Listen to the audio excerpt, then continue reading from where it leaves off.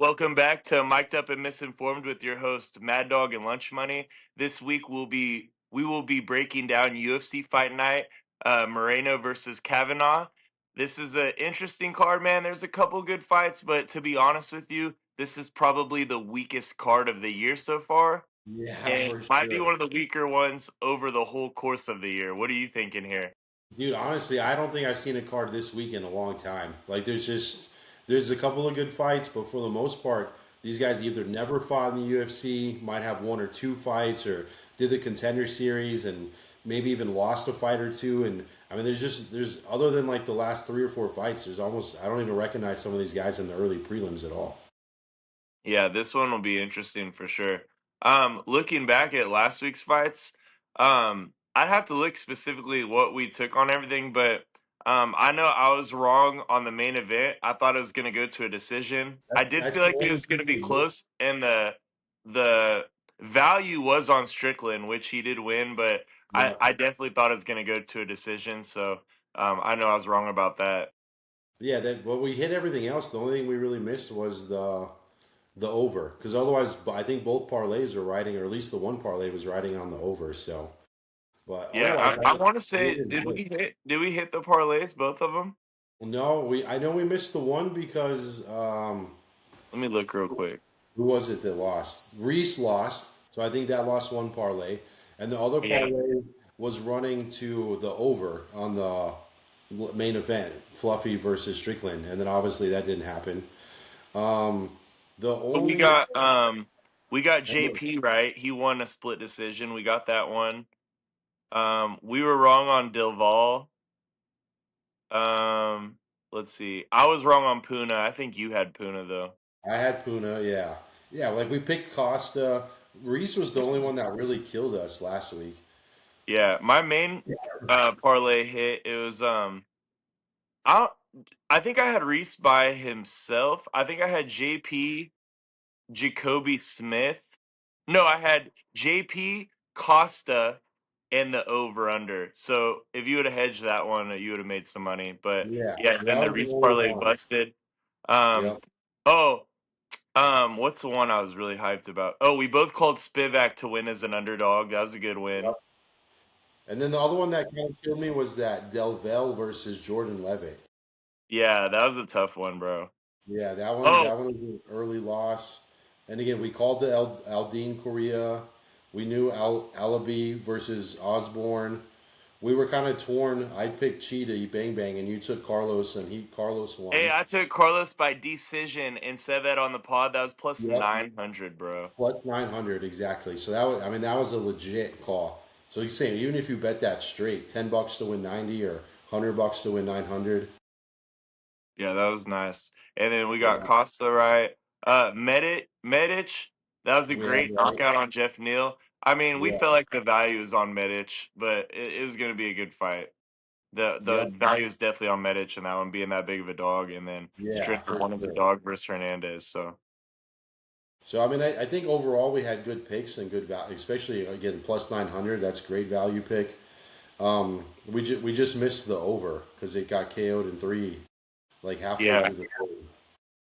So and again, when we give out our picks, you can do what you want with them, ride them, fade them, or you know what I personally do is if like Mad Dog feels like super confident about a play, I'll add that with two or three, one to three of my favorite plays, and then I might Yeah, parlay them. So you know, do what you guys will. And me personally, if someone I respect or like admire with their knowledge of the UFC or whatever picks they have, you know, if I don't agree with someone else's pick, I'm not playing that. It just makes me sick inside. And like, I'm only playing a play that I'm like, you know what? I like it. They like it too. Let's ride. But I think if it's yeah, something someone else likes, but I don't like, I'm not playing it. I'm doing only yeah. what I want at the end of the day. Yeah, I think that's the right idea. So yeah, so Sam, if you're listening to this and you're already leaning that direction and you like that guy and we both agree, definitely take that pick. Yeah, for sure. Dude, one thing, especially like when, you know, in the past when we each have ran sports betting pages and, you know, have gone through that experience, some of the angriest and most emotional people were the ones that rode picks, but they didn't even like it in the first place, and then would be the first one to blame us for why they lost. Like, Exactly, I'm exactly. never one to blame anybody for a loss. At the Yeah, end of the day, you're the one submitting the ticket and putting it in. So whatever the outcome is, win or lose, it's your responsibility to, be 100%, accountable dude. for that. So, all right, let's get into these fights, dude. There's some matchups I don't know much about at all, but some I do, and we're gonna figure out what we can do and come up with some banging plays here. Yeah, we'll figure it out by the end for sure. First up, Yeah, we have Regina Terran versus Ernesta Karikite. Karikite. Um, yeah. I mean, I don't know anything about either one of these female fighters. It's I a don't know. catchweight Yeah, fight. I don't know much about either of these guys. Regina's 21 years old, so she's much younger. I think the other girl's 27, and Regina's a replacement too. She took this fight on the last minute. So like honestly, they just kind of switched it, so the odds aren't even up on the book yet for them because it just got switched around. Yeah, I see it's catchweight, so that'll be interesting. But I, Yeah, I don't have any info on these two women. I just think without the pick, the value, and not knowing either of these guys, and it being, I just say stay away. I don't think there's any value here. I mean, you're kind of a degenerate to bet on this if you're going to get crazy with this one. Yeah, for me, it's always dog or pass if I don't know what I Yeah. want to do. Again, the odds aren't even up, so I don't even know what to say at all about it. Alrighty, so next fight, let me get this up here. Okay, we got two guys coming off the contender series. We have Wes Schultz versus Damian Pinas. Well, do you have the odds up on your? Yeah. So Pinwa is minus 250. Schultz at plus 210. Ooh, I like Pinas in this one, bro. I'm I do. sorry, Yeah. Pinas. Pinas. Pinas. I know it's not like I'm saying the private, but I'll just say Damien. I'll say his I'm first taking name. Damian. I like Damian too, dude. I think he's a better stand-up boxer. Wes has probably got a little bit better jiu-jitsu and ground game overall. So I think it just depends on how well Damian can defend the takedowns and not allow himself to get caught up on the ground, you know? I feel like this is one of those fights, especially these guys being younger, that like Damian might catch him in kind of a flash knockout and then jump on him and start to go ground for pound, and then Wes could pull off a submission kind of crazy, you know? Just because they don't like if you knock him down, make him stand back up. Don't jump into his guard and allow him to have his game plan at that point, you know? So I think it just depends on who sticks to their game plan the best here. But I definitely I like Damian overall. I think he's a better boxer, better stand up, and as long as he can keep from getting grappled and wrestled to death, he'll win. Yeah, it's looking like if you're gonna take Schultz to do it possibly by submission here, that might be his path to victory. The two things that stick out to me is Schultz averages about 5.5 takedowns per fight. Damien just wants to keep it on the feet the whole Yeah, time. Kind of like what you were saying. Wes's game plan is to take you to the ground and try to pull a submission or yeah, ground and pound. Um, Strikes landed per minute. Wes has 5.3 and Damien has 9.6. So Damien's super active on the feet. And the biggest deciding factor for me here is for both guys coming off the contender series. Wes is 29 years old, which is still relatively like a yeah, good younger age for MMA, but 29 should be when people are like hitting their stride and like in the middle of their prime. And yeah. with Damien only being 23 years old, I just feel like he's He's got a lot more higher of a ceiling, and he must be really good, bro. That's pretty young, and I'm always taking the younger guy if I think it's gonna be remotely close. And Wes lost his first contender series, went and fought like at the LFA, and then came back and won in the contender series. So I mean, I, yeah, like you said, I think he's a talented guy by all means, but I don't think he's quite at the that UFC stardom level. Where I see Damian, like in 2 years, people are probably going to recognize this guy. He's going to have some knockout highlights, and he's going to be moving up the ranks. Yeah, he's got a brighter future for sure. He's got a brighter So we're future. both gonna take Damian Pinas in that one. Next up, we have Eric Silva versus Francis Marshall. The biggest thing I'm seeing that sticks out to me here is Francis is 26 years old. Eric Silva is 38 years old. What's the odds 38. here? So it's huge and it deflects it. Erica's at plus 500, or Eric, and Francis Marshall's at minus 750. And neither of these guys really have like that necessarily solid of a record. Eric is 2-2 in his last four fights, and Francis is 3-1 in his last four. I would just go with the younger guy here if you were going to bet it at all. But at minus 750, it's nice to maybe throw it in a parlay, but if he loses, then you're kicking yourself because of the plus 500 one. Yeah, I can't justify those odds, bro. I Yeah. can't do it. That's it. I would take Francis if it was remotely close, but with the odds being that, it's a complete pass for me, bro. Yep. Next up, we have Douglas Silva de Andrade versus um, Javier Reyes. This is another matchup. You know, Douglas is 40 years old. Javier Reyes is 32. And Reyes also just came off a knockout victory in the Dana White's Contender Series. So I will say, though, Douglas de Silva, or Silva de Andrade, he's ripped to the core, dude. That Yeah. guy is peak, peak, just UFC shredded, standard. bro. Yeah, he's Peak shredded. bodybuilding form. Well, I would say if it wasn't for his age, I don't really hate the guy. I think he has more experience, clearly. I think he's fought better caliber people. So I kind of lean towards Silva, and he's at plus 190, and Reyes is at minus 230. But same thing. It's kind of the age factor. So, at pushing 38, 40 in the UFC is, you're kind of getting up there, you know? And again, I think Silva has the experience here. So if I was going to do anything, I would take the underdog on this one. Man, that's interesting. I'm gonna take Reyes. I know the value wise that's a tough one, but I love the fact that he's a younger guy. He's got momentum. Yeah. He's coming off a big knockout win. And let's see Douglas's last couple fights here. His last fight was a decision loss to Miles Johns, and then before that, um, the only other he beat Cody Stamen, and then he lost to Saeed Nurmagomedov in a unanimous decision. So, I just think it is what it is. De Silva's a gatekeeper at this point, and we'll Yeah. see if he can keep the gates locked. But I think Reyes is gonna probably knock him out. Yeah, I don't hate it either way, honestly. Um, and it's, yeah, both, honest, either one of these guys, because 20 knockouts for or Silva de Andrade. You would think as a Brazilian he would have more submissions, but he's got 20 knockouts out of his 29 wins, which is crazy. Yeah, that dude's got some miles on the tank, but I'll never be mad at He's a got, dog play, bro. So if you like that as plus money, um, I don't mind it. But I personally, I think I'm gonna use the other guys on one of my parlays as leg number one. you got it. Yeah, I love it. Yeah, I'm not, I wouldn't hate either way, honestly. All right, next up we have Christian Quinones versus Chris Maltino.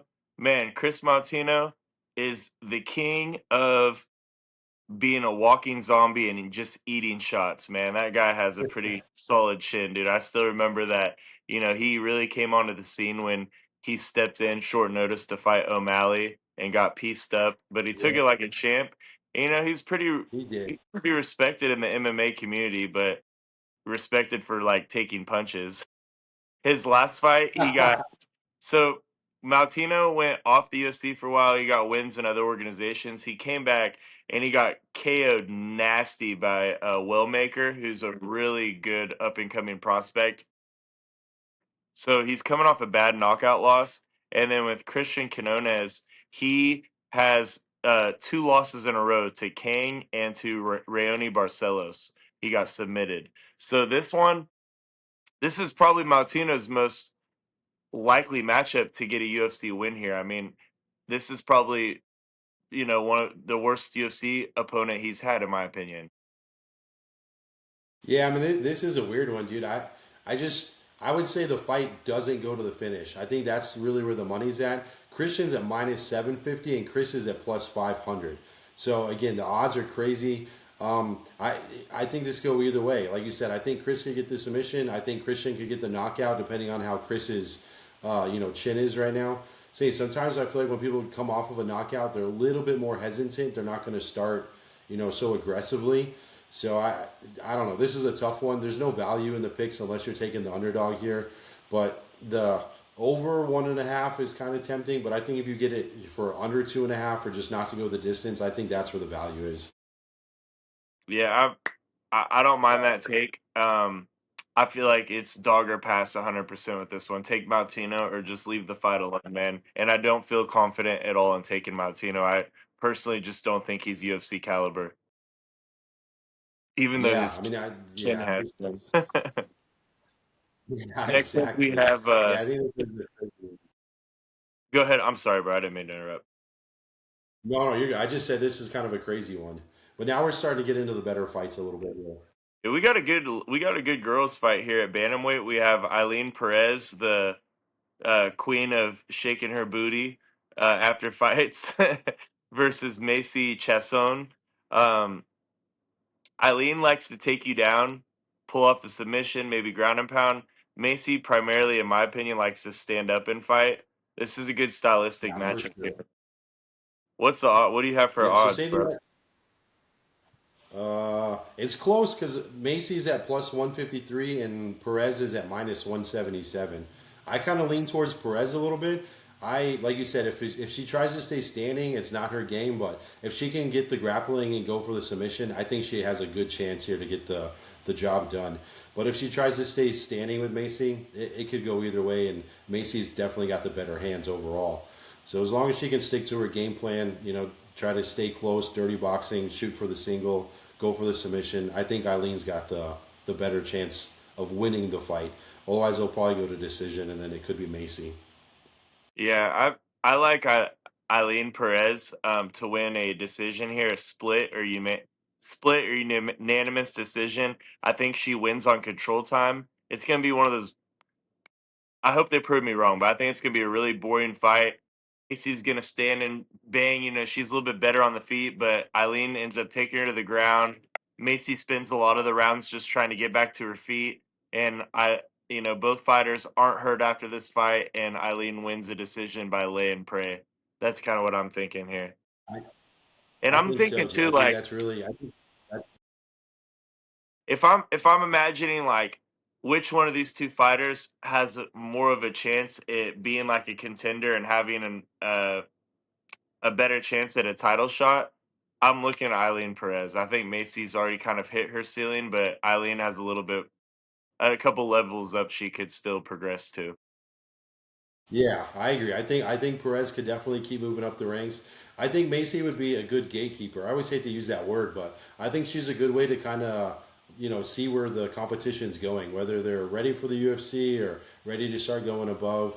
Like you said, I think she's kind of hit her glory days and is just riding for the paychecks at this point. But I mean, anything could happen, and depending on damage and stuff, she might be able to pull it off. But I just think, like you said, Perez is going to have the control time, and if she doesn't get the submission, she's probably just going to win just by control time and grappling her and holding her down, lay and pray. And Macy's a high level gatekeeper. I mean, we always talk about two levels of gatekeepers. Gatekeepers like that Silva de Andrade, he's a gatekeeper for the brand new, fresh contender series, brand new fighters, and then there's gatekeepers that protect that gatekeep the contenders. Like you got to beat them to get in title contention, and that's where Macy's sitting right now. So next up, bro, this dude, no disrespect, but this has got to be the worst UFC fighter on the whole roster. I can't believe that they cut so many other guys in the UFC, but have not cut Jose Daniel Medina yet. Bro, this guy wouldn't He even get he wins in the loses all PFL, of his bro. fights. It's crazy. He loses all of his fights. Bro, he's not like the only thing he's good for is like he don't even eat shots as good as Chris Martino, but he kind of eats shots. I'm assuming the UFC probably likes him because he's one of those guys you can just call and he'll come off the couch and come fight. Yeah. He's probably like that Yep. anytime, any day type of fighter, and the UFC loves those. But I'm thinking, how on God's green earth is Jose Medina still a UFC fighter? Like, and again, no disrespect, but I'm like, Okay. bro, he wouldn't even be he wouldn't even be relevant in the PFL. No, he literally hasn't won one fight in the UFC. He's on like a 5 fight losing streak. And like you said, I think this is literally just a layup, dude, for Ryan. Ryan's gonna come in here and get the KO, I don't know, under a round and a half. And last thing, because I know I'm kind of going in on him right now, but Jose Medina Yeah. did not even win his contender series fight a couple years back. He lost, but he lost Yeah. in a nice fashion. So Dana's like, all right, come on, you can fight. But yeah, this Ryan Yeah. Gandra, dude, he's 8-1. He's I when I'm looking at his resume, I see his last 5 fights. His streak's obviously probably longer, but I mean, he hasn't lost in quite a long Yeah. time, and he just won on the contender series by knockout. So how do you not take this guy? I Yeah. mean, these odds have got to be crazy too. And he's got a 76% finish rate. So I mean 76% of the time he's finishing the fights. And And he's he's four like a years KO younger than champion, Jose. dude. Yeah. I mean, everything points towards Ryan. So minus 850 for Ryan. That's the problem. Jose Medina is at plus 550. Yeah, I got to pass on that one. I mean, he's not losing. Exactly. He's just not losing, The but odds it's literally. just yeah, those odds are crazy, bro. Yep. All right. Yeah, so but yeah, dude, don't even play Jose as a dog. If he wins, I'll personally apologize to everybody I know. I'll apologize to him personally. Yeah, I'll write him a DM and apologize for being a hater. Next up, we have Santiago Luna versus Angel Pacheco. Pacheco's lost his last 2 or 3 fights, and Luna's been rolling, bro. Has Luna had a UFC? Oh, Luna, his only UFC fight was at UFC Noche, and he beat somebody leak, but he got a big knockout win. What's the odds on this one? Dude, so same thing. Luna's got 100% finish rate. He finishes every single fight, whether it's submission or by KO. I mean, the dude's a great fighter by all means. But again, minus 675, and then Pacheco is at plus 460. So again, it's kind of like there's these huge favorites, and it's for a reason because they're finishing fights against guys that are on a 2 or 3 fight losing streak, or maybe they've won 2 fights out of the last 5. So it's hard. Again, these are pieces you put in your parlay and just hope no one messes it up. Yeah, you know what? And what's kind of scary too, especially for these like younger up and coming fighters and guys that don't have a lot of experience, they're not making a whole lot of money. And since Dana had recently announced this year with the Paramount deal that all finishes get the bonuses too, these especially these young bucks that need the money or can use it, They're they're looking going for a even harder finish. for the knockout than they already were. And like you said, if they have a high finish rate, Yeah. dude, I just can't fade them. It's either get barely any value and take them on a parlay, or just completely pass. That's a tough one, bro. Yep. Next up, we Yeah. have Isn't that crazy? yeah, a lot of these fights just have such crazy odds, dude. Yep. I feel like they could have. I mean, I know they're trying to give contenders, or sorry, um, guys with potential, like green fighters with a lot of potential, like opportunities, like layups to move into the rankings and get some viewership and respect in the UFC, but I feel like they could have did a little bit better with the matchmaking on this card personally, because these minus 6, 7, 800s. I mean, They hopefully could. they prove me wrong and they're decent fights, but I feel like they're just going to be some nasty finishes. Yeah, like you just said, I don't think the UFC gives a shit about the fighting odds. They care about the ratings. They care about the knockouts. They want the clickbait for later, right? They want everyone to go back and see these highlights and be like, "Oh, I can't believe I missed that card last week. I need to watch this week to see what happens." And again, I feel like for a few weeks there were so many wrestlers that people were just constantly booing because there wasn't a lot of like crazy knockouts or fights. And I think this card will definitely see some flash knockouts happening. Yeah, especially for people that just want to see like some good finishes. The UFC's sitting there like, all right, we got some for you guys. We're gonna make these matchups so Yep. bad that we got guaranteed people getting, sent to Jupiter. Yep. Hundred Next up we percent, have, dude. Exactly. let's see what we got. Okay, so next up here we have uh Emmanuel Rodriguez versus Kevin Borjas. Borjas has been in the UFC for a while now, and Emmanuel Emmanuel Rodriguez. His last fight was on the contender series, and he got a big knockout. So we got experience here versus the guy coming off the contender series. What's the odds on this one? This is gonna decide my bet because I feel like this is gonna be a close one. It's the same thing, dude. Rodriguez has a 100% finish rate. He gets the job done every time out of all of his fights. But Emmanuel's at minus 480 versus Kevin's Boras plus 350. So I mean, it's kind of insane.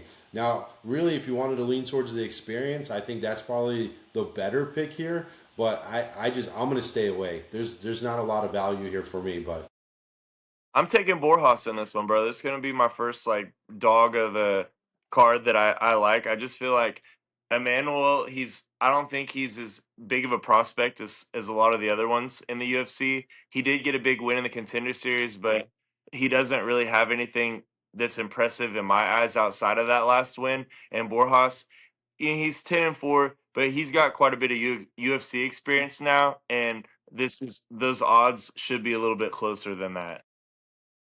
I was surprised when I saw this because I was expecting him to be closer. I wouldn't have been surprised if Boras even had was the favorite a little bit. But so I think if you're going to do anything, you have to take the underdog here. Just again, like you said, the experience. Sometimes these guys get into a big arena for their first main real UFC fight, and they kind of come in, I don't know, just like out of it a little bit, and they're not sticking to their game plan. They don't feel as comfortable or as confident as they normally would. Yeah, 100%. Next up, we have And this definitely Edgar. this isn't. Do what? I said, and this one definitely isn't a layup. All right. But I'm looking ahead You're right good. now. Both these guys on this next matchup have lost to Joshua Van. That's a uh, opponent that they both Yes. have fought against. We have Felipe Yeah. I made that Bunes, note too. Bunez versus Edgar Yeah. Shirez. This is a good matchup, bro. The age sticks out to me. Bunez is 36. Shirez is only 30. Bunez came from LFA. He hasn't done that great in the UFC. He has 2 losses and 1 win. He got knocked out by Van, and then Shirez lost to Van by a decision. And Shirez Yep. just came off a win versus CJ Vergara. I'm gonna take Shirez in this one, bro. Who do you like? So I feel like you could talk to me either way, but again the odds are crazy. Charez is at minus 350. Felipe Bunez is at plus 275. I do like Bunez's submissions. I do like him on the ground better overall, but I think same thing. It kind of just depends on who takes their game plan to work and is able to work that game plan continuous through 3 rounds. So I mean, if they try to stay standing, it's definitely going towards Edgar. If they're able to grapple and try to go for submissions, I think control time goes to Bunez. And this is a tough one, dude. Honestly, I don't see the fight necessarily going to the finish here. So I think either Bunez gets knocked out or he's able to get a submission. So I lean towards the underdog, but personally, I'm going to stay away. I'm not gonna throw any real money at this fight. Yeah, it kind of after hearing the odds, it kind of makes me want to pass. I do like Shirez, but I feel like he should be like maybe a minus 150. I think those are a little bit too big of odds for me. Yeah, they're just too big to not be like, oh, this is a sure thing. This is a hard card to bet on, bro. Next up, we have Bobby It's dude, King I Green. told you. I told you. Oh my, yeah, it'll be interesting trying to put together some parlays after this. We got King Green, Yeah. Bobby King Green. If you're OG, you remember before the name change. And then we have Yep. Daniel Zellhuber. This is a good matchup, bro. King Green. This is a good match. He's an older cat. He's got all the experience. He's fought the who's who.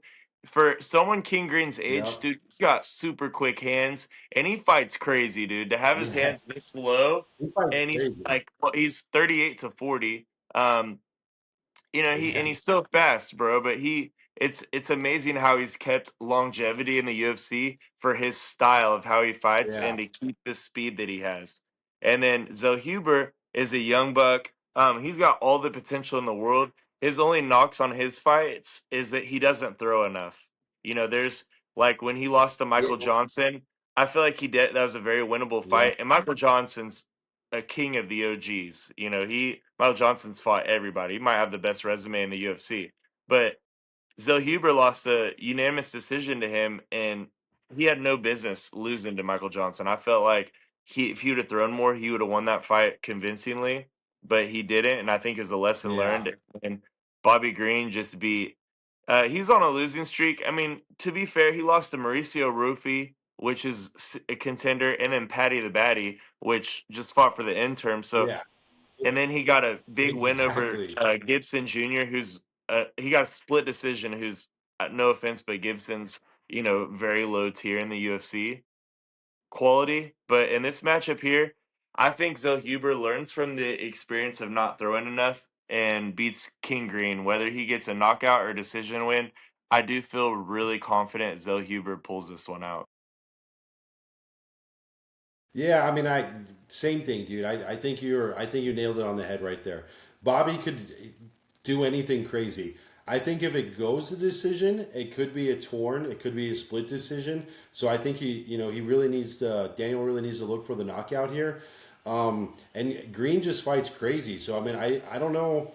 I don't personally feel super comfortable or confident in this fight because I think Green he can almost over dominate him with like control of the ring and just be throwing punches like wild like crazy. But at the same time, Green could easily get caught in one of those exchanges and get knocked out. And Green's not the best on the ground either. So I think if you were trying to shoot in and try to just get some control time, you definitely could take that opportunity and win there. If anything, I like the over 2.5 for this fight. If I was going to do anything at all. Here's where so Bobby gets away with a lot of decision wins when he does win his fights because he kind of sticks. He's got really good footwork, but he's sticking and moving constantly. Moving, it's Yes. hard to hit Bobby. He's so quick and he does a really good job with his footwork. But here's something that Bobby's gonna have a miserable time is how's he gonna touch Zell Huber? Because here's the reach difference.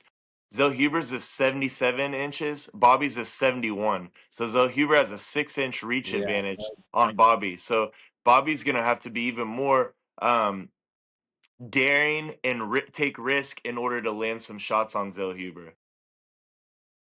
Yeah, I mean, Bobby's going to have to keep him up against the fence the whole time and just be dirty boxing and just show the control of the ring overall. I don't see Green knocking Daniel out here by any means. That's why I say I think the over is probably the better pick on my personal choice over either of these guys. Because if it goes to decision, I think it's going to end up being split. What's the odds on the fight for the guys? I'm sure Zell Huber's a big Oh, favorite. sorry. Yeah, Zuber is minus 500. Bobby Green at plus 360. Oh God, yeah, that's a tough one. What's the over under I know at it's for the crazy, two and a bro. half? The over unders at over 2.5 for minus 130. Yeah, I see why you like that play. I don't mind that. Yeah. I Yeah, don't mind. it's just hard because there's so same thing. If you wanted to take Daniel for decision and hope that way, or take Daniel for the knockout, there's probably better odds there. But this is just the odds just aren't on this card. It's kind of a freaking weird card. Yeah, 100%, bro. All right, so next up here, dude, this is a really interesting fight. I'm actually pretty excited for this one. This is our co-main event for the night. We have Marlon Chido Vera versus David Martinez. Can you believe Chido is on a 3-fight losing streak right now, bro? It's crazy. I mean, he was at the peak there for a while. And who's Cheetah not fought? He's fought everybody, dude, and he's Cheeto willing to has a fight sick anybody. I don't resume. think he. Yeah, Yeah, he's got a sick resume. He's fought about everybody. Here's the knock on Cheeto, in my opinion. Kind of like I don't want to compare him to Zell Huber. They're completely different fighters, but what they have in common is yeah. just not throwing enough output. With Cheeto's fights, that's the number one knock that he always gets. He's impossible to knock He out. starts Cheeto, slow. arguably, Cheeto's got the best chin in the UFC. Period. But and Yeah, he has a lot of power in his hands, but he just doesn't throw enough throughout the fights. And by the time he picks it up, like you start feeling him coming on late second, third round, and then when the fight ends, you're like, yeah. He damn, starts Cheeto so has so slow. much more. to give the fight, but he was holding back and he was too overly way too patient, and that's why he's losing these fights. I mean, he Yeah, lost a split decision to Zahibi, a unanimous to Figueiredo, and Fig is at the very end of his prime. I mean, I don't want to say Fig's washed, but I mean, Fig's more beatable than he's ever been. You know, he's at the end of his career, and he's in the yeah, wrong weight class. And then he yeah. lost to Sean O'Malley, a unanimous decision. When he fought for the belt. So I mean, those are his last 3 losses, and then he's lost really 4 of his last He's 5 because only he lost hit by from Munoz, decision. lost to He, Sanhagen. he never gets knocked out. Yeah, he never gets knocked out. He never gets submitted. He always loses by decisions. And like you said, he starts really slow, and by the time he gets going, there's no more time left for him to really do anything. So I don't know if it's a confidence issue or if he fights too safely. So I mean, he doesn't. I hate to say he doesn't fight to win because all these guys obviously want to win, but I don't feel like he fights to win. I don't feel like he fights to go out there to get the knockout. He's not fighting to to maul somebody. He's just trying to fight, and I mean he's very smart, but he starts too slow and he doesn't get the control time. He's not in the center of the ring the whole time, so he doesn't look dominant most of the time in the fights. And like you said, he's got probably one of the best chins. He's never been knocked out. He doesn't get submitted, so he's got skills both stand up and on the ground. He just doesn't know how to piece it together to get the win continuously. He definitely needs to be more aggressive. I do agree that like I don't want to say he's fighting to not lose, but he's oftentimes, especially early in the fight, he's trying to like take data and get a good read on his opponent. But Yeah, he's so defensive yeah, minded first, and then by the time he starts letting it go, you're like, oh yeah, Cheeto need. But by the time he gets it going, you're like, damn, Cheeto needs a knockout to win now. You know, by the time he ever yeah. gets it going, you're like, everybody's like, dang, he's already behind on the scorecards. It's finish or lose. Yeah, because if you lose the first round, you're kind of screwed. Like I hate to say that, but the way he fights, like he's trailing behind if he loses that first round already.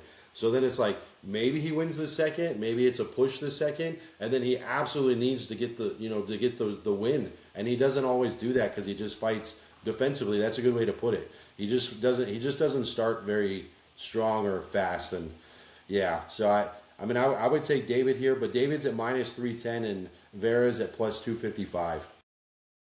So with David, the one thing about him right now is he has the utmost confidence in the world. I mean, before he got to the UFC, he has 2 world titles in what is it? It's called Combate Global. Yeah. And a lower level, obviously, organization. But since coming to the UFC, he got a What do you, unanimous win in the contender series, and then he has a knockout and a decision win in his last 2 fights. Confidence is not an issue for him, but this is definitely a huge step up in competition. Dude, for me personally, I'm just hoping Chido surrounds himself with a new group of people. If he had, people in his corner that are making him fight more aggressively, if he like does what he needs to do in order to win fights, he has so much of a higher ceiling. Now, I don't think Cheeto will ever be a champion, but he'll be like a gatekeeper for the contenders for a long time if he wants to. He just needs to tweak some things. But I yeah, got I mean, Cheeto getting this fight, bro. I'm if he was taking Cheeto to get back on the winner's column. if Cheetah was 10 years younger and was fighting like this, I would think the sky was, unlimited. But I think, like you said, he's kind of peaking a little bit, and he'd be a good gatekeeper. He'd be a nice, like, low ranked, competitor to kind of show people to move up, to the top 8 or top 5. Um, it's just crazy, dude. I don't know how I feel about this one because David's got 10 knockouts overall, but again, Cheetah doesn't get knocked out. So how do you go with that? More than likely, David's going to get the control time overall. And then if you go and look at the over under, the over is 2.5 at -450. So there's not even value to bet the over to go to decision. So I mean, I take Vera because the odds are probably in his favor. I like David, but there's just not a lot of value here to bet, unfortunately. David's got the youth, he's got the confidence. Cheeto has the experience, and I'm gonna give the Definitely gas tank. I'll give experience. Cheeto the gas tank too. So I'm gonna for me, this is a must-win fight. I feel like all the pressure in the world's on Cheeto. If he loses to David Martinez, his caliber of fights, he's he's probably going to be on the prelims going forward if he loses this fight. So I mean, massive implications on the line. I think Chido comes through and gets back in the winner's column. This is a lot lower level I opponent love than it. he's accustomed to. All right, man. I got to hear your Yeah, fight. We got the I main agree with event that. now. Brandon Moreno versus Loner Kavanaugh. I've been really big on Kavanaugh, bro. I'll let you break it down first. Yeah, dude, this is kind of a crazy one because it's very similar to what we just said. Moreno's got the experience. Now, both of them are coming off of a KO loss. I think Kavanaugh's he's got the sky is unlimited. I think this dude he gets let's say 1, 2 more years of really good training, good people surrounding him. I think this dude could be a champion in 3 or 4 years guaranteed. Um, I, Moreno's been there. He's done that. He's fought for the title many times, and he fights aggressively. So if Moreno comes out and is fighting like crazy and just kind of like takes over the ring control and kind of cuts down on Kavanagh's ability to control the ring and starts shorting, putting him up against the fence and cutting him off a lot, I think Moreno's got the chance here. But I mean, how can dog Kavanagh overall, dude? I'm gonna take Kavanagh for the win overall, and he's the underdog at my or plus 178. Moreno at 215, and that's just purely based on experience. Wow. I'm shocked to hear that, bro. I legit thought Moreno's going to be the favorite here. That's No, crazy. Moreno is the favorite at minus 215. Moreno's the favorite at minus 215. Okay, Moreno's the favorite 215. Yeah, Okay, my bad, my bad. I yep, was tripping there. yeah. So Kavanaugh at plus 178. I'm taking that all day. Oh, I was thinking the odds. I thought Moreno would be the favorite, but like I thought he was gonna be like maybe like a minus 140. It's a little higher than I wanted, but I feel like Moreno absolutely wins this fight. For me, if Moreno mixes it up, I think there's no way he could lose this fight. If he mixes it up, Moreno could really win all three ways. He could win by knockout, which is the least likely. He could pull off a submission. It's going to be five Yeah, rounds, or he could cruise to a decision. Kavanaugh got knocked out by Charles Johnson, who, he's like a lower level contender. Charles Johnson just lost his last fight too.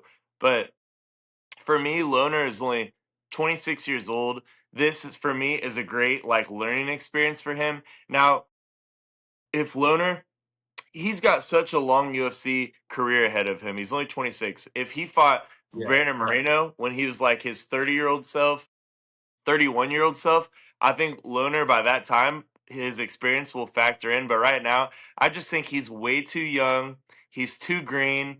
And if Moreno fights intelligently and really mixes it up, I think he's going to be a nightmare for Loner because Loner hasn't fought a guy near the yeah, caliber of Brandon Moreno yet. I mean, this is a huge step above. And Moreno, bro, he's only lost to like, he's only losing big time fights. I mean, he beat Steve Erceg, who had a title shot. He beat Albazi, and the only fights he's lost was Roy Vall, who's got 2 title shots. He lost to the champion Pantoja, and then he lost to Tyra, who I think Tyra's going to dog walk Joshua Van, and we'll talk about that fight later on when it gets closer. But I just yeah. think Moreno's going to roll in this one. I love Loner Kavanaugh.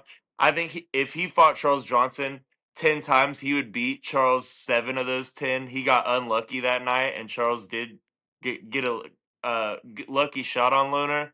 But dude, this is just too high of a level for Kavanaugh to be fighting Moreno. I don't think he's ready for this. This will be a great experience for him, and he's got a bright future. But Moreno ain't losing, bro. Love it, dude. Yeah, again, I think Moreno, if he can control the ring and just keep throwing, raining the punches. Does it tell you what his punch per minute is? I mean, he's got to be throwing like 12 to 15. I'll tell you right now. So, um, significant strikes per minute. Loner. So these are kind of skewed stats because Loner doesn't have the same experience as Moreno. But Yeah, significant strikes per minute, Moreno has 3.8 and Loner has 4.2.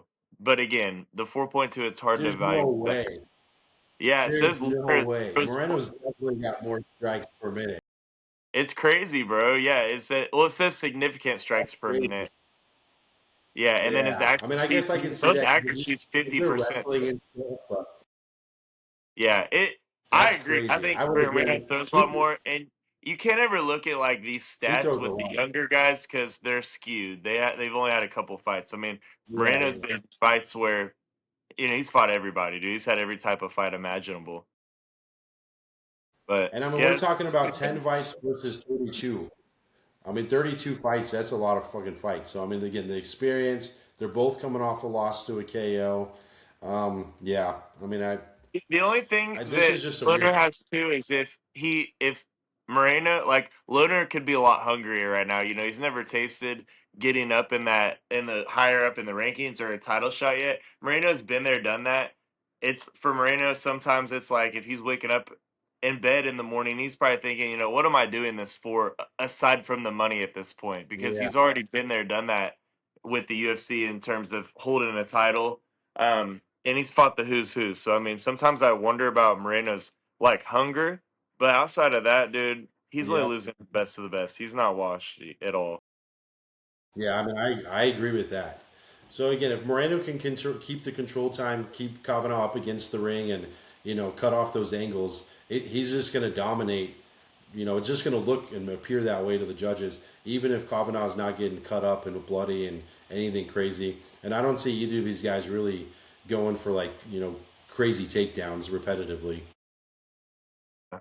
Yeah, I think it'll be stand up most of the time. I'd like to see Moreno put just mix it up a little bit to throw Kavanaugh off. But I will say, if people want to bet on Kavanaugh, I think it's knockout or nothing. I mean, that's what I'm looking at. If you're taking a Kavanaugh to win, I'm thinking you got to take him by knockout. Yeah, that's always the risky part. Again, when these guys are coming off KOs, how confident are they? How comfortable are they? And sometimes that button gets soft and you're able to get KO'd easily again. So it's like, how did training go? And we don't get to see that stuff. Like, we don't know. Do they get knocked out in training? Like when this guy was, practicing or going through stuff, does he been getting knocked out left and right? Has he been solid? Does he feel better about it? So, I mean, there's so many other factors in this one. Yeah, yeah, weakest card of the year, bro. Of All right, so course. All right, weakest what's card your of the card? year. So I'm not going to do a martingale this card because there's no good odds for me to do a martingale. So my one and only play, I'm going to take Damian Pinas, and then I'm going to take two huge favorites. I'm going to take Santonio Luna and Ryan Gondre, and that ends up bringing it all the way down to minus 127. And I Hey, think I that's don't like a mind it, bro. surefire parlay. Yeah, I Okay, think that's a surefire parlay. It's nothing pretty, it's nothing crazy, but I think that's like a guaranteed win in my book, and I'm going to take that. dude, take that to the bank. Yeah, All right, so yeah, mine's not real juicy either. So if you guys are looking for crazy odds, I don't have anything for you this week. But all right, here's my parlay. We're taking leg number one. We're gonna take Ryan Gandra, and I hate doing it. I hate doing it, but we're taking Gandra. Leg number two. I mean, I just think you take the layup, dude. When they give us the layup, you take it. Hard not to. Leg number two. We're gonna take Zellhuber. Leg number three. We're taking Brandon Moreno. So it's basically kind of the same idea, dude. Two huge favorites, one good fight, minus 104. So I would take even money all day. That's great. Yeah, yeah. I'd say like I just feel like the odds are especially that Zoe Huber fight. I think Zoe Huber definitely wins, but some of those fights are just the odds are so crazy, bro. The odds are crazy. Just like we said, like the Rodriguez and Boras. I'm expecting this guy to like almost guarantee win at minus 480, minus 500. So I feel like there's even a chance he could lose. I'm not. I'm staying away, or I'm gonna sprinkle a little bit on the underdog and hope it goes my way that way. Yeah, we're gonna have to lock those then, bro. I'll ride with your I'll ride with your what's it called with your parlay as well, even though they don't pay much. I don't mine's not paying that pretty either. Yeah, I put them in already, dude. So we're good, and we're Dude. still up 4 units since we started the podcast, so we can't complain. Oh, that's awesome. Yeah, I've especially if people are hedging, dude. We've definitely given more winning picks than 100%. Clearly, yeah. And again, a couple of times we sprinkled some crazy odd parlays, and again, we need one of those to smack, and then we're golden for a while. Facts, bro. But again, this Okay, is one of so those weird cards. It's like, good.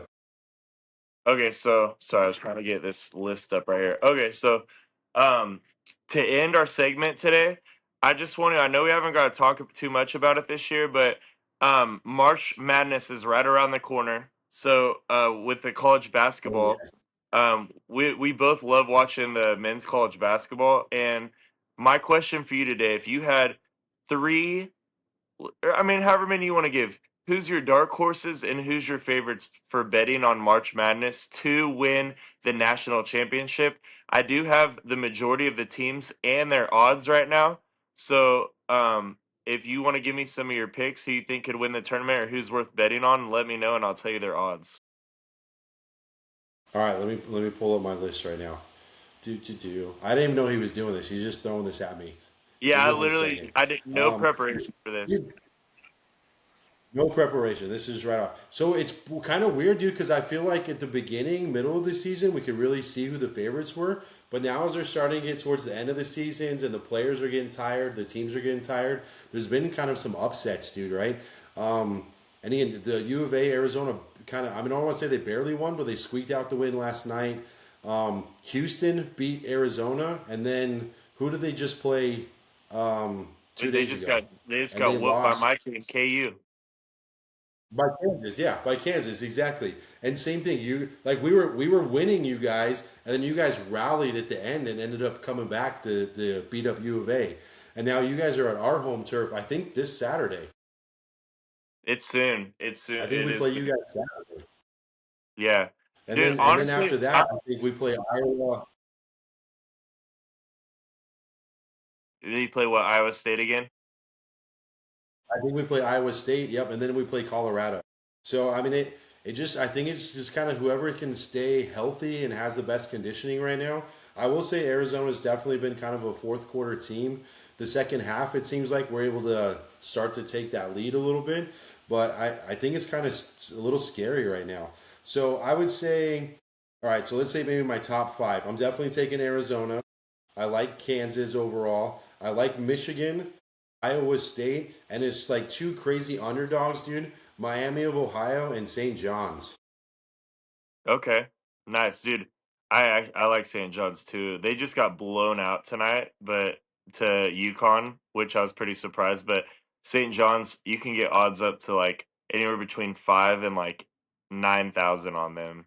And then that Yeah, I mean Miami of plus Ohio, 500. aren't they that other undefeated team or the only undefeated team? I think they're the only undefeated team left because I think It Nebraska was them. lost It too. was them in Zona. Yeah, they're so that's a definitely a fun. That's a Cinderella type team for sure. Yeah, And so I then mean, shit, bet $2 to win 500 on Miami, Ohio. St. John's, kind of the same thing. Bet $2 to win 100. So I mean, I think you sprinkle those guys in. I would say that's like my top five or six teams right now. yeah, I like it. And then one thing I'll say about Arizona too is I wouldn't like for people that don't watch college basketball like that. I would like be pretty easy on them the last couple weeks. I wouldn't lay much judgment because one of their star freshmen, Koa Pete, has been out for Yeah, multiple Cole games, Peters out. and that makes a pretty big difference.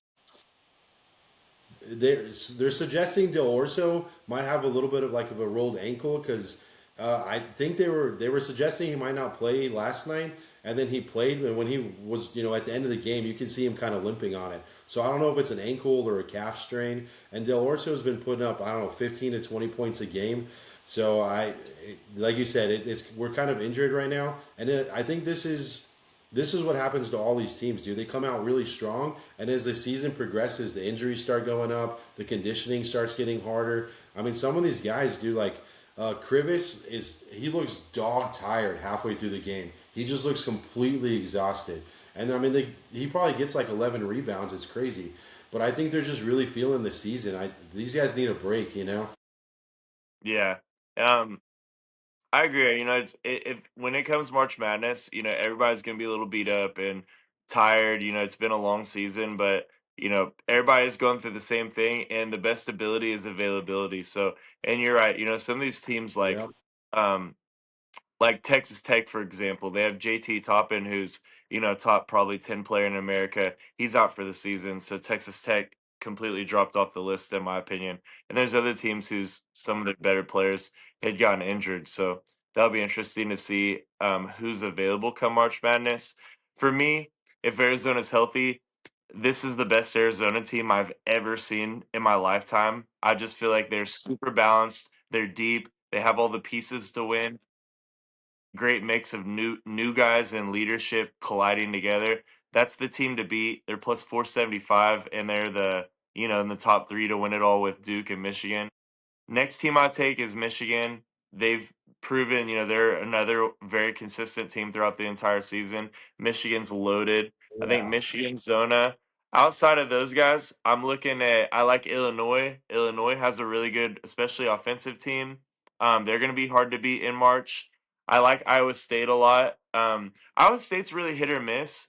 You know, they just got blown out the other day. I forgot who they were playing, but Iowa State, can beat anybody or lose to anybody.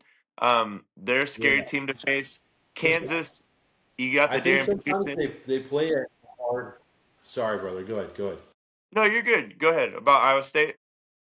Well, I think sometimes these guys have a really tough competition and they play their hearts out and they're just dog tired when they have to play 3 or 4 days later. And then they lose to someone they really shouldn't lose to. And then they come back and rally and then they kick butt for 5 or 6 games. And then they play their hearts out and then they lose to someone they really shouldn't lose to. So I think especially towards the end of the season, that's what we're kind of seeing is these kind of crazy swings or them losing the games they shouldn't or getting blown out, only putting up 60 points when they've been putting up 88 points a game regularly. Yeah, and it's a short game too, bro. Like that, I think that's what's really interesting. Like, especially in college ball, I mean, you got two 20 minute, two 20-minute halves, Yeah, and especially come March Madness, it's not like a series like in NBA or MLB or hockey. You really have to be the better team to move on to the next round because you have to beat them in a series. In college ball, it's any given day. I mean, you got to win that game or you're yeah, out, and you also got to factor in these guys are college age kids. I mean, these are 18 to nowadays up to like freaking 27, 28 years 25. old. But I mean, they're still Exactly. young bucks that they might be partying the night before. They might be getting crazy out, you know, mess around with the women, having a long night out, Yeah, whatever it looks like to them. You got these are kids at the end of the day, and it's gonna be yeah. tough. Any team could lose any given day. I'm mad at you for taking St. John's. That was one of my favorite dark horses. The odds are I off since then. love it. They got a top five coach. They got this player that nobody talks about, and he's one of the best players in the nation, Bryce Hopkins. He came from oh my, he came from Providence. He was their best player for a long time. But they Does got a it good tell you the team right now. odds? They're definitely gonna be dangerous. Does it tell you the odds if they make like the final 16 or final 8 or final 4 or anything? No, I just got to win it all in front of me. But I mean, yeah, you All could right. probably get St. John's to get to the Final Four. You probably could get them at plus 3,000. I'd say. I'd Yeah, or say. even yeah, exactly. Sweet 16 and just kind of ladder it. Try to get the easy win at 16 and then go to 8 and just bet a little bit less each time and try to get them to go the distance. Yeah. I will say teams to stay away from. Stay away from Texas Tech. JT Toppin's hurt. Stay away from BYU. Even though they have AJ Devonsa, Richie Saunders, their second best player, this white dude with a headband, was really good. He's out for the season, so BYU's out of it, in Yeah. my opinion. North Carolina, Caleb Wilson was there. He's going to be a top five pick. Caleb Wilson's out, so I wouldn't mess with North Carolina. St. Louis is a dark horse. I think they're a little bit better than probably that Miami of Ohio. But St. Louis is one of those teams that's having a great season. They could be dangerous in the tournament. I'm not seeing anybody under that. I mean, honestly, like most years, it's going to be a top 3, 4 team that's going to win it all. It's Yeah, I probably agree. Arizona, What Michigan, do you bro. think about Nebraska? What do you think about Nebraska? Nebraska, I feel like they're not physical enough. I like Nebraska. They're like I hate saying they're like a cute story. Like they could beat any of the smaller teams, they could beat a team from a lower conference, but if they're playing a physical team like a Duke, Michigan, Zona, or Houston that's just in their face and real physical, I don't think they like physicality. I think they like to, put on a good shooting performance and win a clean game. But in March Madness, it's typically not like that. So I like Nebraska. I Yeah, did that's sprinkle a couple futures on them earlier, but I don't really believe in them, bro. I don't think I don't think they'll have a far run more than maybe the Sweet 16. yeah, same. I sprinkled them early because I feel like they were doing really well and people weren't saying anything about them, and they were They just got kind of value though, they've been bro. moving Like up the if you bet ranks. them, it's good value for sure. Yeah, Um, for sure. Arkansas is a team to look out for. Arkansas has Coach Calipari is one of the better coaches in the nation, and they have this guy. I think it's Akhuff or Akhoff, but he's a great guard. But Arkansas is going to be a really tough out in the tournament. Somebody, a team that I do not like that I think's really overhyped is Houston, and I know that's really debatable with people, but Houston made it to the Yeah. championship last year.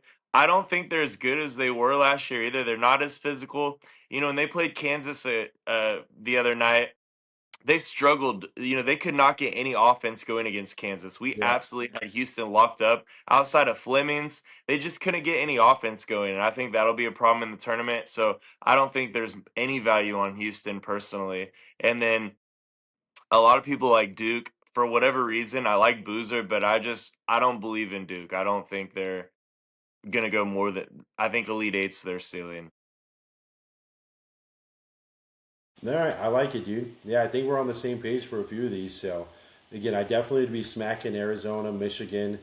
Again, St. John's, sprinkle a little bit on that one if we both are green in that direction. Kansas again. Yeah. And what's beautiful about March Madness, I mean, like outside of the top 3, 4 teams, you're getting like plus 400, plus 500, which is 4 or 5 to 1. But these teams that we said below, I mean, you're getting 50 to 1, 25 to 1. You could put, like, let's say if you had $100, put 20 on Zona, 20 on Michigan, and then sprinkle some tens, 5 or 10s on these lower teams that pay out crazy. You could put like 10 bets in and profit. You'll have ten teams in the tournament and have a pretty nice profit if any of them win. For sure, dude. Yeah, as long as one of them wins, but you're going to cover it for sure that way. Yeah, and I mean, I don't And know. same I, thing, I personally am such a big fan of the I try to tournament. Like ride them. college basketball is probably my favorite sport, man. Like it's my fault. I wish we would have covered a little bit more this season, but going into next season, we'll be all over it. But it's just been kind of hard with, we got NFL, UFC, Yeah, college football just ended, so there's just a lot going on. But we'll definitely cover this for tournament. It'll be a sure. good time. St. John's to make the Final Four plus 1,400. Kansas to make the Final Four plus 575. Iowa State to make the Final Four plus 275. So I Mm. mean, they don't even need to win; they just got to get to the top four, and there's some value there. Michigan, Duke, Arizona, they're all basically kind of minus 110 to minus 130. So I mean, again, you could bet them to make the Final Four. There's just not as much value there. Yeah, And like you I said, don't mind Michigan that. plus Those bets are 375. definitely like attractive too. Like especially if you like really believe in a team, you could take them to make like Elite Eight, Final Four, and championship, and bet a little bit more on the like Elite Eight, Final Four, and then sprinkle championship. But definitely could do some Yeah, bets like that, especially if you're like, oh man, I think no way Zona doesn't make it to the championship. Like whatever team you think, if you really believe in a team, throw some money on them, man. It makes the tournament so much yeah, more enjoyable when you got some juice on it. And even the higher teams like yeah, Zona, Michigan, if you just were like, hey, I just think I like Arizona, I don't like nobody else, I'm taking Zona. On this book, I'm seeing like +4, +450. Put 25 on that. That's yeah. paying Plus you easily over 450. $100. Now you got 25, you got some lunch Yep, money on the line for a national title. If they win, you got you a nice steak dinner.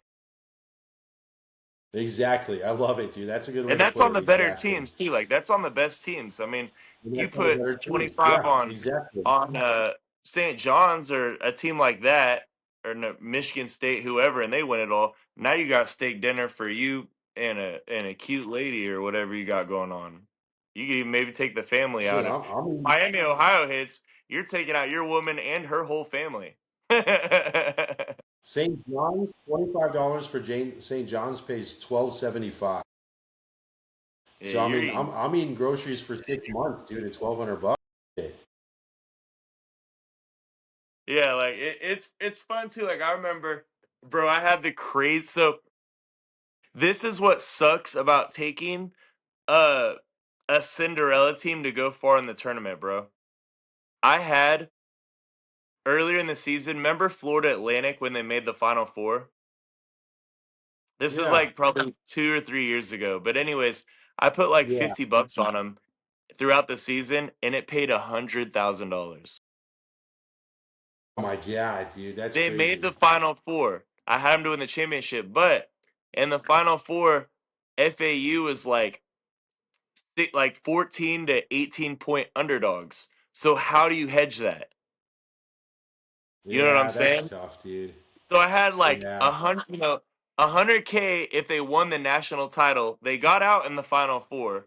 So if they would have made it to national title, I'm it would have been a really tough hedge. I would have to live bet it, but when you're like, at least the yeah, favorite team against you is a minus like 2 to 3,000, how do you hedge that? yeah, that's tough. I mean, yeah, I mean, at least try to get your money back so you don't feel like you lost anything. But yeah, that's a tough one. And then like let's say the Final Four, like if the favor is minus 2,500, and I had to put like a couple thousand on that. Let's say FAU would have won the game. Now I'm more money in the hole, and then FAU's in the championship, and they still have to win that game. So that's the only Yeah, thing with that's so taking risky. Cinderellas why it gets really tricky because they have to win because you can't really hedge like now let's say that's a beautiful thing about taking like a Arizona or Michigan. You take them to win the championship, they're going to be favored in every single game they play. So if you ever Every want to start yeah, hedging a little every bit, yeah, you can start hedging you and you're going can. to get plus money on their opponent because they're always going to be the favorite. Yeah, So it's a that's little easier true. to That hedge is those so true. bad teams. That's something that people don't really think about when it comes to taking Cinderellas. There's Cinderellas for a reason, and they No, have to win because it's so hard to hedge them. no, I agree. That's true, dude.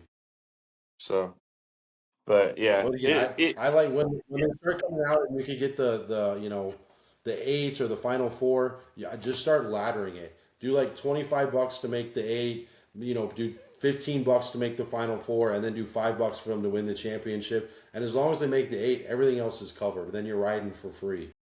yeah, yeah, man. And I don't know. I like personally, especially the tournament, dude, taking like 6 to 10 teams, throwing some money on them, and just it's like I just think of it like this: like let's in tournaments, there's 64 teams. I'm looking at the tournament saying there's 64 horses in this race.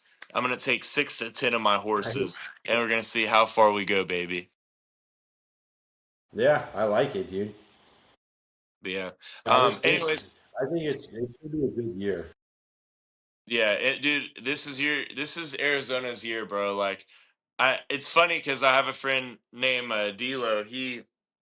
Every year he makes me think of a Cowboys fan, to be honest, bro. Like the way he talks about Arizona, like every year that I've known him in humanity, he says Arizona's gonna be champs this year. We got all NBA players. We're gonna be champs. And dude, they freaking got bounced by Princeton a couple years ago. Like you guys have had the worst luck in the tournament Don't mush in me, recent bro. years. Don't And mush me right now. but I told D'Lo, I said, you know what? This is your year. This is, of all the times you were talking crazy and I was hating, dude, I can't hate on Arizona, dude. If they're healthy, they are a freaking unit, bro. They're a wagon. Yeah, they just play like a team. There's no divas. There's nothing crazy.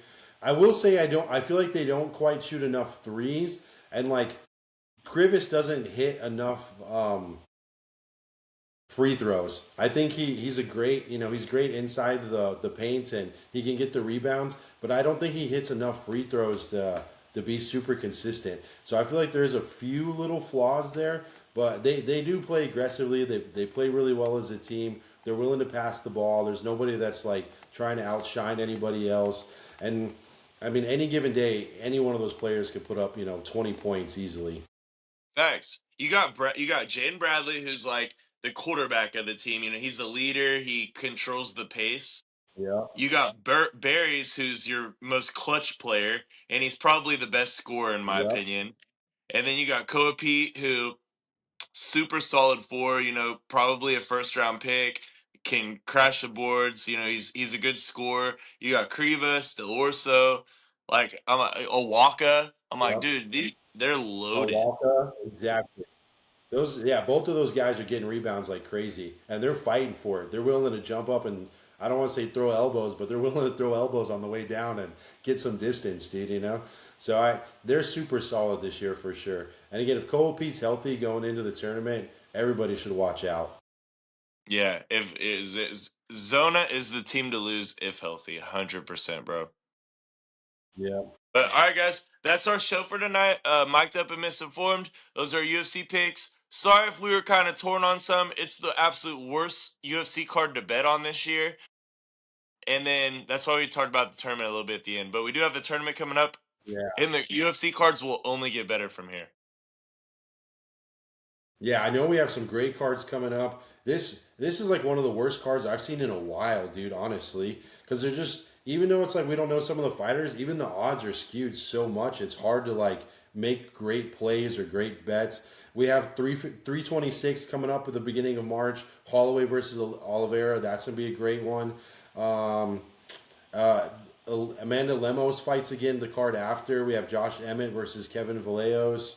Again, we have some good fights coming up here soon for sure. Israelanda, I was gonna say, I know he fights. Adesanya fights Joe Pfeiffer Ever. in the end of March. Yeah, so there's some good fights. 27, like you already mentioned, Van versus Tierra is coming up. Kevin Holland fights that fight. So there's some good fights coming up basically for March, beginning of April. But I don't know who the odds makers are or who the fight people are who put this fight card together. I think they gave a couple of people some layups here to try to get them to move up the ranks, and a couple of these guys I think are fighting for contracts or ability to even stay on the UFC roster at all. So this is a tough one. So again, bet smart. Don't get crazy. Don't be a degenerate on a weekend like this. Just make the right plays. Don't get crazy. Don't be chasing. Just get ready for the future of UFC for the next couple of weeks. And then, like you said, March Madness around the corner. Hockey starts back up, I think, tonight. So there's always some good plays there. I personally like to watch the hockey matches. Yeah, I mean, I think we got some baseball's right around the corner too, right? So I think we got some good stuff to look forward to here. It just got to get through this kind of little dry spell right now. Yeah. Hey, you and I just thought of it makes a lot of sense. The UFC cards have been weak and aren't real crazy because they're still putting together that White House card. So I think they're, trying to keep all That's banging probably true. possibilities at the doorstep, because anything that could be a potential good matchup for that White House card, they're going to save that. So I think a lot of these fighters they're kind of putting on the shelf because they want to have them available for that White House card. Yeah, that's probably true, dude. I didn't think about that, but that 100% that you nailed it, dude. I think Bro, that's I was correct. thinking that, That or I that was fight, seeing the other that day card. that I was seeing the other day they had some just rumors saying that Carlos Prates would be going against Conor McGregor. Wouldn't that be an interesting fight? It would be at Dude, that would 170, be I think. crazy, bro. That would be That's just what crazy. I heard. I don't. Because Dana said they moved Dude, on that would be. from the Michael Chandler fight, and I try not to read too much into that crap, but I saw Yeah, because something everything's about gonna keep they getting moved on into from that. Chandler, and I'm thinking McGregor can't make 155 no more. He would be fighting 170, and Prontes. That's like a great stylistic fight because you can't put McGregor against a mauling wrestler. You got to put him against someone who's going to stand and trade. And Prontes, that's probably like that's a really exciting fight. Actually, I mean, I feel like Prontes would be like minus 500, bro. Yeah, that's what I say. How does Pradas lose that fight? I don't see McGregor winning that fight, but stylistically, that would be a great fight. That's gonna be a banger. And I mean, do you think he gets knocked out? I guess that's the question. Do you Yeah, think do you hundred think Conor percent, McGregor bro. gets a leg broken, or do you think he just gets knocked out flatlined? Oh, Protez is gonna send McGregor back into rehab. Right? McGregor's going back I to know. rehab. And then another If fight they're I able to saw really pull is that shit off, it's I gonna be heard crazy. I heard Alex Pereira's gonna vacate and go to heavyweight and fight against Cyril Gahn for the heavyweight championship. And I then did hear that, bro. Too. I saw that. yeah, and then Jiri is gonna fight Carlos Ulberg for the light heavyweight championship. I did see that too, which that would be a good fight. Yeah, so we had some good fights coming up. Yeah, the that White House card is going to be insane, dude. It's going to be the fight of the century. I mean, people will be talking about that for decades, whether it, good or bad. Well, no matter what your political affiliation is, people are going to be talking about that fight. Yeah. Yeah, it's and again, I'm not into politics at all, but just knowing um how close the UFC and Trump are, I think that they're gonna go all they're gonna go to the furthest extent to put together really good fights just because of how strong their Yeah. relationship is. I think I saw Dana talking about the security and stuff and how crazy it's going to be. He's like, imagine a security for even just like a regular venue or a smaller venue, and now we're talking about doing it at the White House. Like literally, like everyone's going to have freaking like background checks. Like they're not going to let anybody in without super class security. So I think it's going to be crazy, bro. Like if you wanted to go watch that fight, it's like you better have a background check ready to go. You're gonna have to have your fingerprints up. They're gonna be pulling hair for drug samples. I mean, it's gonna be nuts, dude. Yeah, there probably won't be a big crowd in there, man. No, I just yeah, that would be amazing to be there for sure. But that's gonna be the dude. Everyone's gonna be talking about that for years to come. That's gonna be like one of those fights when your grandkids show you the freaking photos and they're like, "Did you watch this? Do you remember this?" Yeah, 100%. It's gonna be a Right, banger. man. That's gonna be crazy. Yeah. But All right, guys. Well, be uh, safe. Bet smart this week. Don't get crazy with it, and we'll start having more picks again. We'll keep pushing the March Madness stuff. We have a couple of good UFC fights coming up, so we're on the trek for the rest of the year. all right, man. Mic'd up and misinformed. Boom.